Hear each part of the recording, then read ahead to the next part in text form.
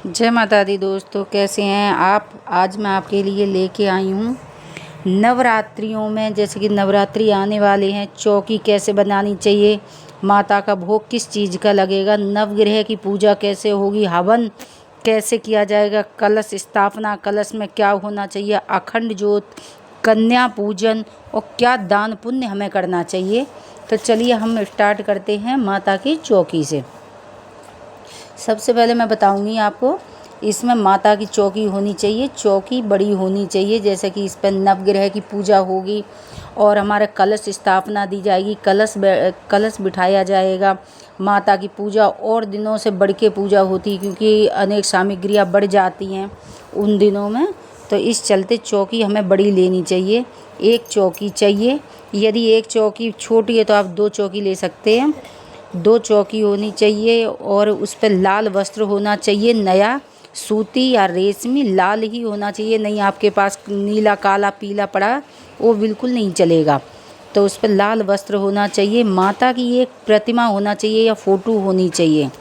गणेश जी होने चाहिए। यदि आपके घर में गणेश नहीं है तो आप सुपारी के भी बना सकते हैं, लेकिन गणेश लक्ष्मी तो हर एक के घर में होनी चाहिए कि सबसे प्रथम पूजा हमारे यहाँ गणेश जी से ही शुरू होती है। तो आप इस बार आप गणेश लक्ष्मी दीपावली पर ज़रूर खरीदना। और फिर हमें चाहिए नवग्रह।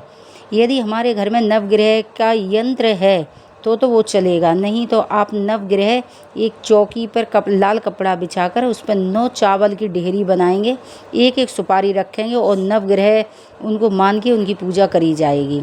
और 2 लाल चुन्नी चाहिए, जो कि एक चुन्नी उसमें बड़ी होनी चाहिए। माता को उड़ाने के लिए एक चुन्नी हमें नारियल पर लपेटनी चाहिए, नारियल के लिए छोटी चुन्नी। आपके पास यदि मूर्ति है माता की तो पंचामृत बनाकर और माता को स्नान कराएं, विधि से स्नान कराओ। स्नान के बाद उनको पोंछ के इत्र, उनको गुलाब का इत्र लगाएं और नए वस्त्र उनको पहनाएं। उस माता को चौकी पर विराजमान करें। पहले गणेश जी को पूजन करना चाहिए, उसके बाद माता को 16 श्रृंगार अर्पित करना चाहिए, जो कि 16 श्रृंगार में आपको, अगर 16 श्रृंगार की यदि आपके पास व्यवस्था नहीं है तो आप 7 श्रृंगार भी अर्पित कर सकते हैं, जिसमें कि लाल चुन्नी का सबसे बड़ा महत्व है। लाल चुन्नी, चूड़ियाँ, मेहंदी और सिंदूर, ये चीज़ ज़रूर माता को अर्पित करना चाहिए। गणेश जी को जनेऊ और दुर्वा घास अर्पित कर सकते हैं आप। आइए जानते हैं कलश के बारे में। अब कलश स्थापना आप कैसे करेंगी। एक कलश होना चाहिए, कलश या मिट्टी का लें तो बहुत अच्छा है।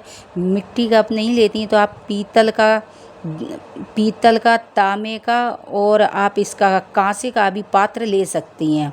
और स्टील का पात्र नहीं लेना चाहिए, क्योंकि स्टील वर्जित है, वो लोहा माना जाएगा, तो माता की पूजा में लोहा वर्जित है। स्टील का कदापि न लें। आप मिट्टी का या कोई धातु का कलश लेके उस कलश में एक हल्दी, लौंग, सुपारी, सिक्का, इत्र, इलायची, ये सब डाल के शुद्ध गंगा जल भर के, थोड़ा गंगा जल डाल के और कलश तैयार करें।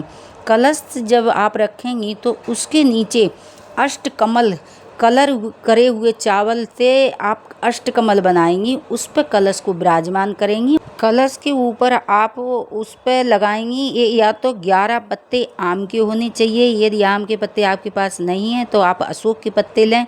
यदि आम के पत्ते लेंगी तो आपके 9-10 दिन आराम से चल जाते हैं, क्योंकि वे हरे रहते हैं। अशोक के पत्ते मुरझाने लगते हैं, तो यदि नहीं है तो आप अशोक के ले सकती, नहीं तो आप आम के पत्ते लें। कलश पर 5 या 7 स्वास्तिक बनाएं। कलश के गले पर मोली ज़रूर बांधनी चाहिए। चावल का पात्र रखना चाहिए, एक प्लेट उसमें चावल लें, चावल कलश के ऊपर रखने चाहिए, उसके ऊपर नारियल पर चुन्नी लपेट कर रखनी चाहिए। ये हमारा कलश हो गया। अब आइए हम ज्वारे के बारे में आपको बताएं। जब ज्वारे कैसे बोते हैं, तो ये एक मिट्टी का पात्र लेना चाहिए। उस मिट्टी के पात्र में आपको शुद्ध मिट्टी, कहीं आपके गमले में होती है या जमुना रेता मिल जाता है, जिसे रेत कहते हैं, शुद्ध होता है, वो रेत शुद्ध होता है। यदि आप किसी पारक हो, मतलब शुद्ध मिट्टी होनी चाहिए, और मिट्टी भर के उसमें थोड़ा सा गंगा जल ज़रूर डालना चाहिए। और अगर आप जौ बोते हैं, देखो बहुत सी जगह तो सतनजा बोते हैं, कहीं धान बोते हैं, कहीं गेहूँ बोते हैं, तो जैसे आप बोना चाहती, हमारे यहाँ तो जौ बोते हैं, तो आप 100 ग्राम जौ लें, क्योंकि उसे एक रात पहले भिगो दें और उसके बाद दूसरे दिन उनके उगाएंगी तो बहुत जल्दी वो अंकुरित और अच्छी मात्रा की खेती होगी। मिट्टी के पात्र में आप जौ जमाएंगी। ये हो गया जौ। अब मैं आपको बताऊंगी अखंड जोत के बारे में। यदि आपके पास पीतल का दिया है तो आप पीतल का दिया लें, पीतल का नहीं है तो मिट्टी का एक बड़ा सा दिया लें। इसमें आपको 2 किलो घी की आवश्यकता पड़ेगी, क्योंकि 1.5 किलो घी तो हमारा अखंड जोत में जल जाएगा और आधा किलो घी जो हम रोज़ माता रानी का हवन करेंगे उसमें चाहिए। 2 किलो घी चाहिए इसमें हमें।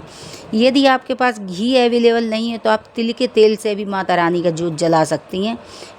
तिल का तेल आपका लगेगा 1.5 लीटर। 1.5 लीटर आप तिल का तेल भी ले सकती हैं।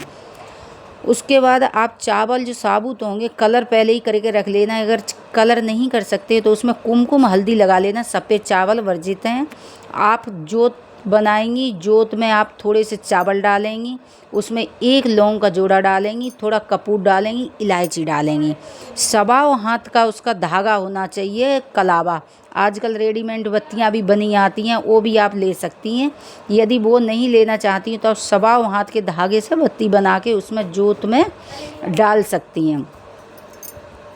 ये हमारी जोत तैयार हो गई। अब इसका विशेष ध्यान रखना चाहिए, क्योंकि इस पर शीशा रखना चाहिए या जाली रखनी चाहिए, क्योंकि जोत में मच्छर मक्खी नहीं पड़ने चाहिए। जोत बुझनी नहीं चाहिए, क्योंकि पंखा तो चल रहे हैं, आजकल गर्मी हो रही है, तो जोत बुझने का सख्त ध्यान रखें। जोत बंद नहीं होनी चाहिए। ये होगी हमारी जोत। अब मैं बताऊंगी कि पूजा में क्या सामग्री की ज़रूरत पड़ेगी आपको। अब आइए पूजा में बताती हूँ। पूजा में चाहिए आपको धूप बत्ती, रोली, मूली, केसर, तिल, शहद, इत्र, हल्दी, लौंग, सुपारी, कमलगट्टे, कपूर, पान का पत्ता, फूल और 5 तरह की मिठाइयाँ, पंचमेवा और पुष्प चाहिए। यदि पुष्प गुलहड़ के मिलते हैं, क्योंकि माता रानी गुलहड़ के पुष्प से बहुत ज़्यादा प्रसन्न होती हैं। यदि आपको गुलहड़ के अवेलेबल नहीं है तो आप गुलाब के फूल भी माता को अर्पित कर सकते हैं। दुर्वा चाहिए गणेश जी के लिए, पहले दिन चढ़ा देना गणेश जी के लिए। जनेऊ चाहिए, क्योंकि जनेऊ हमें प्रथम पूजा, जब जिस दिन प्रथम दिन की पूजा होगी उस दिन गणेश जी को जनेऊ चढ़ेगा, नवग्रह को जनेऊ चढ़ेगा, शिव जी को जनेऊ चढ़ेगा। क्योंकि माता रानी की पूजा में अगर हम शंकर भगवान की पूजा नहीं करेंगे तो माता रानी की पूजा पूर्ण नहीं होगी। इस वजह से शंकर जी की पूजा ज़रूर हमें करनी चाहिए। ये हमारा हो गया पूजा की इतनी सामग्री। अब मैं आपको बताऊँगा हवन सामग्री में कैसे हवन करना चाहिए। हवन के लिए आपको एक मिट्टी का पात्र लेना चाहिए। यदि आपके पास मिट्टी का पात्र नहीं है तो आप लोहे का एक हवन कुंड ले लें। तांबे का हवन कुंड सबसे बेस्ट है। तांबे का हवन कुंड, गाय के गोबर के उपले, यदि गाय के गोबर के उपले आपको नहीं मिलते हैं तो आम की लकड़ी भी ले सकते हैं। किसी भी पूजा की दुकान पर जाके आप कहेंगे तो वो आपको आम की लकड़ी दे देंगे। सामग्री आपको चाहिए 250 ग्राम। और यदि आप घर में बना सकते हैं तो घर में भी बना सकते हैं, क्योंकि घर में मैंने, मेरे चैनल पे आप जाएंगे तो मैंने घर में अपने आप से समय वो हवन सामग्री बना रखी है, वो आप देख सकती हैं। यदि आप बाहर से हवन सामग्री ला रही हैं तो उसमें ये सामान ज़रूर आपको मिलाना होगा, जैसे कि गूगल हो गया, लोबान हो गया, काले तिल हो गए, सफ़ेद तिल हो गए, लौंग हो गए, इलायची हो गई, चावल हो गए, शहद हो गए, बतासे, मिश्री, पंचमेवा, कमलगट्टे। ये चीज़ आप ज़रूर, जो बाहर की सामग्री आएगी उसमें भी ये चीज़ ज़रूर मिलाएंगी, उसमें थोड़ा सा घी ज़रूर मिलाना है। ये हो गया हमारा डेली का नियम। हम एक हवन कुंड लेंगे तो उसे हम जल से पहले साफ करेंगे, जल छिड़केंगे और उसमें चारों तरफ हम टीका लगाएंगे। 9 बिंदियाँ लगाएंगे रोली से। 9 बिंदियाँ लगा के पहले हम थोड़ी सी धूप बत्ती लेंगे। धूप बत्ती की थोड़ी सी टिक्की सी बनाकर उस पर कपूर रखेंगे। कपूर में पहले हम आग प्रज्वलित करेंगे। अग्नि प्रज्वलित करने के बाद हमें उस पर समिधा या उपला रखना चाहिए, ना कि पहले हम लकड़ी वगैरह रख लेते। ये अपशगुन माना जाता कि जब कोई मर जाता है तो पहले लकड़ी लगाने के बाद उसकी चिता में आग लगाते हैं, तो ये अपशगुन माना जाता है। कभी भी आप हवन करेंगी तो पहले कपूर में आग प्रज्वलित करेंगी। उसके बाद में हम समिधा या उपला लगाएंगे और उसके बाद आप पहले गणेश जी के मंत्रों को, उसके बाद माता रानी के मंत्रों को, मैंने हवन की विधि डाल रखी है अपने चैनल पर, उसमें जाके देख सकती हैं आप। इसके बाद आप माता रानी का हवन करेंगी। ये हो गया हवन। अब मैं आपको बताऊंगी कि माता रानी के भोग में आपको किस किस चीज़ की ज़रूरत पड़ेगी। देखिए, बतासे, पंचमेवा, मिश्री, आपको फल जैसे कि केला के फल माता रानी को बहुत ज़्यादा प्रिय है। पान के पत्ते, आप 2-3 दिन के लिए पान के पत्ते हैं, तुलसी के पत्ते हैं और ये बेल पत्ते, ये कभी भी 6 महीने तक, दूब घास, ये 3-4 पत्ते अपने ऐसे हैं, इनको ऐसा वरदान मिला हुआ, आप 6 महीने तक भी अगर आप घर में रखेंगी ना, ये बासी नहीं माने जाते। तो आप क्या करेंगी, 2-4 दिन के लिए पान के पत्ते, माता रानी को रोज़ भोग लगेगा। आप बाहर से भी मीठा पान बनवा सकती हैं, उनसे बोलना कि चूना नहीं लगाएंगे, मीठा पान। यदि आप घर में भी बनाएंगी तो आप 4-5 दिन के लिए इकट्ठे पत्ते ले आके फ्रीज में रख सकती हैं। यदि आप घर में बनाएंगी तो पान के पत्ते पर 2 लौंग, 2 सुपारी, 2 लौंग, 2 इलायची, 1 सुपारी, मिश्री, ये माता को अर्पित कर सकती हैं। और पंच मिठाइयाँ आप माता को अर्पित कर सकती हैं। यदि आप हमारे चैनल पे जाएं तो 9 देवी 9 दिन का भोग भी हमने अपने चैनल पे माता रानी को दे रखा है, आप देख सकती हैं उसको भी। ये हो गया माता के भोग, इस चीज़ का भोग लगेगा। अब मैं बताऊंगी आप जप कैसे कर सकती माता रानी का। जप में आप दुर्गा सप्तशती का पाठ तो करना ही करना है। किसी अच्छे ब्राह्मण से उसकी विधि पूछना है, क्योंकि उसमें जो कीलक होता है, दुर्गा सप्तशती की चाबी होता है कीलक। अगर आप कीलक का पाठ नहीं करेंगे तो दुर्गा सप्तशती आप पूरी पढ़ेंगी तब भी उसका कोई फल नहीं मिलेगा। तो पहले कोई विद्वान पंडित से आप सलाह लेंगी, उसके बाद में दुर्गा सप्तशती का पाठ करेंगी। इसमें नव दुर्गा कथा आती है तो आप एक कथा डेली पढ़ेंगी। शैलपुत्री, ब्रह्मचारिणी, चंद्रघंटा, कुष्मांडा, स्कंदमाता, कात्यायनी, कालरात, महागौरी, सिद्धार्थी।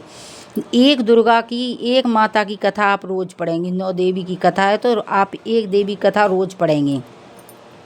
9 दिन में आप रामायण का भी पाठ कर सकती हैं। रामचरितमानस की जो रामायण आती है इसका भी पाठ कर सकती हैं।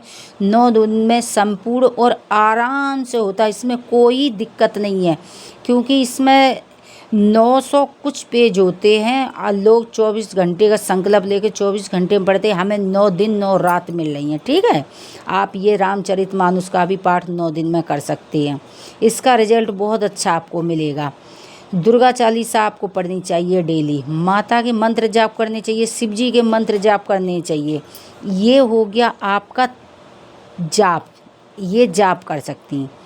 अब आपको दान के बारे में बताना चाहूँगा। दान में है सबसे पहले कन्या पूजन। आप पहले ही दिन से, यदि आप सामर्थ हैं तो आप पहले एक छोटी कन्या बुलाओ, उसके पैर धुलो, टीका लगाओ, कलावा बांधो और उसको एक फल दे दो और उसके पैर छू के 1 रुपया, 2 रुपया, 5 रुपया आप अपनी सामर्थ्य के हिसाब से दक्षिणा दे के उसका आशीर्वाद लें।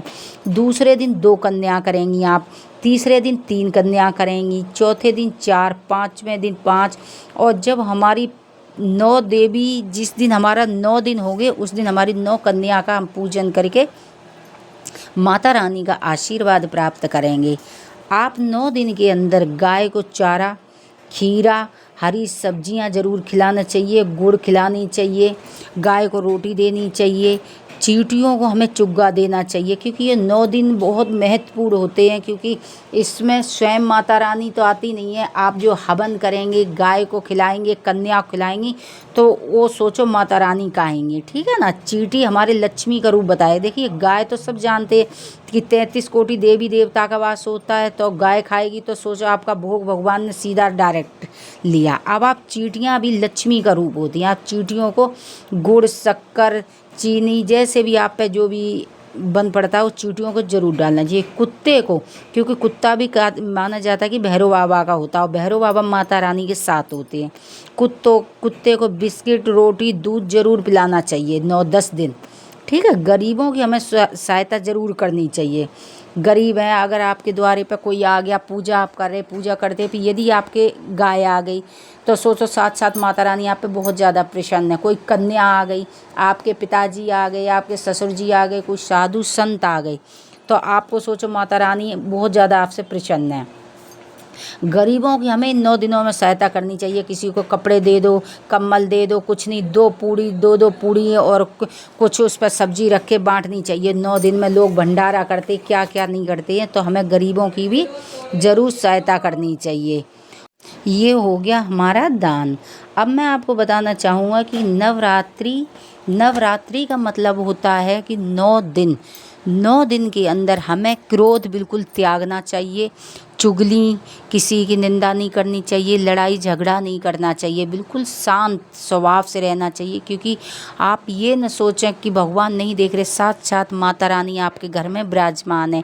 यदि हम बच्चों पे गुस्सा करेंगे, हम पड़ोसियों की बुराइयां करेंगे, पड़ोसियों से लड़ेंगे, तो माता रानी ऐसे चली जाती हैं, माता रानी रुष्ट हो जाती हैं। तो हमें 9-10 दिन एकदम सात्विक रहना चाहिए, हमें लहसुन प्याज नहीं खाना चाहिए, मांस मदिरा से दूर रहना चाहिए, और माता रानी का जहाँ तक हो जय माता दी का जाप करना चाहिए, भोलेनाथ का जाप करना चाहिए, जिसको आप मानते हैं उनका जाप करना चाहिए। 9 दिन हमें बहुत ही जप तप के होते हैं। अच्छा, हमें नवरात्रि में, जो कि नवरात्रि में रात्रि की पूजा विशेष महत्व बताया है, क्योंकि माता रानी की पूजा आप दिन में तो आप करेंगे ही करेंगे, यदि आप रात में पूजा करें तो आपको विशेष फल मिलेगा। 9 बजे के बाद की पूजा आप करेंगे तो उसका आपको विशेष फल मिलेगा। 9 बजे के बाद की आप पूजा करें, अपने घर में कीर्तन करें, भजन करें, माता रानी का जाप करना चाहिए, बच्चों से करवाना चाहिए, हमें बड़ों का आशीर्वाद लेना चाहिए, अपने सास ससुर के पैर छूने चाहिए, वो अगर कुछ उनका मन कर रहा है खाने को उनको खिलाना चाहिए। क्योंकि माता रानी अपने माता पिता में, बड़ों के हृदय में ही वास करती हैं। आपकी मम्मी अगर कुछ मांगती तो अपनी माँ को भी कुछ दिलाना चाहिए। यदि सास का मन करता है हमें साड़ी दिला दो, कुछ खाने को दे दो, तो उनको ज़रूर देना चाहिए, उनका मन कभी नहीं मारना चाहिए। यदि आपकी बेटी कुछ मांगती है तो बेटी को भी अवश्य दिलाना चाहिए। और आप माता रानी का जप तप करके अपना नवरात्रि पूर्ण करें और अपना ध्यान रखें, अपने आसपास लोगों को खुश रखें। और यदि हमारी वीडियो आपको पसंद आ रही हो तो वीडियो को लाइक, चैनल को सब्सक्राइब करें, कमेंट में जय माता दी ज़रूर लिखें। जय माता दी।